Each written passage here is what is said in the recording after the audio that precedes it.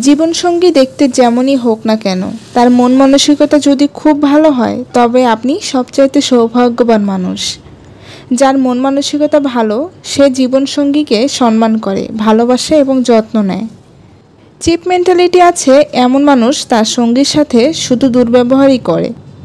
অন্যের সামনে জীবনসঙ্গীকে ছোট করাটা তাদের কাছে আনন্দের ব্যাপার। তাদের সঙ্গীর প্রতি টান খুব কম থাকে। জীবনসঙ্গী দেখতে সুন্দর সুশ্রী হওয়ার চাইতে তার মন মানসিকতা ভালো হওয়া বেশি গুরুত্বপূর্ণ।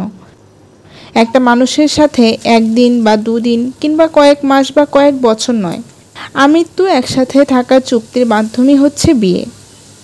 আপনি যার সাথে এতকাল একসাথে থাকবেন একবার ভাবুন, সে যদি আপনার সাথে দুর্ব্যবহার করে, আপনাকে অসম্মান করে, আপনার প্রতি যত্নশীল না হয়, তবে এতকাল একসাথে থাকবেন কিভাবে? দেখতে সুন্দর হলে আপনি তার চেহারা দেখে সব দুঃখ ভুলে যাবেন, সব অপমান অসম্মান মেনে নেবেন? পৃথিবীতে মানুষ মনের কদর খুব কম করে।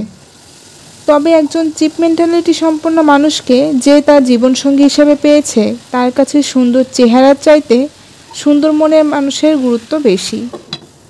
একজন ভালো মানুষের বৈশিষ্ট্য হলো তার মন মানসিকতা ভালো হওয়া, আর একজন আদর্শ সঙ্গীর বৈশিষ্ট্য হলো সে তার সঙ্গীকে সম্মান করে এবং সঙ্গীর প্রতি সে যথেষ্ট যত্নবান হয়।